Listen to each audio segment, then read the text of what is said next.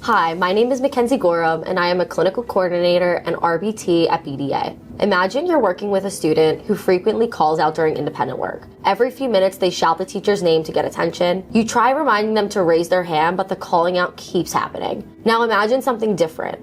Instead of waiting for the student to call out, you provide attention every 2 minutes, whether the behavior happens or not. Over time, the calling out starts to decrease.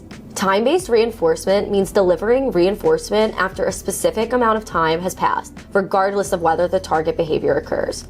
In other words, the learner does not have to perform a behavior to receive reinforcement. Instead, reinforcement is delivered based on time intervals. One common type is a fixed time schedule. In a fixed time schedule, reinforcement is delivered after the same amount of time each time. For example, every 2 minutes, every 5 minutes, or every 10 minutes. By providing reinforcement regularly, the learner no longer needs to engage in problem behavior to access it. As behavior analysts, we are responsible not only for designing these schedules, but also for evaluating whether they are actually effective. Let's look at 2 simple ABA examples.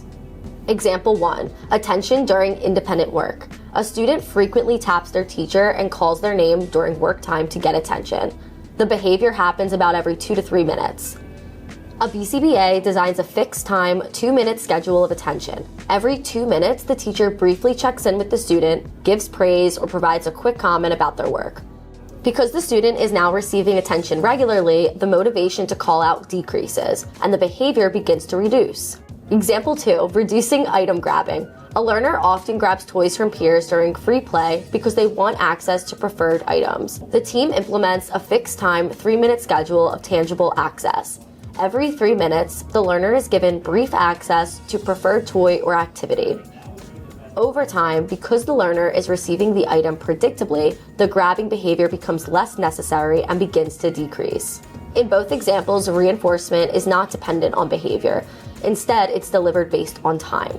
Research has shown that time-based reinforcement procedures can effectively reduce problem behavior by altering motivating operations and providing reinforcement before the problem behavior occurs. Behavior analysts use these schedules to reduce problem behavior and provide predictable access to reinforcement. And just as important, we must evaluate the effectiveness of the schedule by monitoring behavior data and adjusting the timing when needed. Thank you for watching. If you found this helpful, don't forget to subscribe. It helps us spread the science of ABA.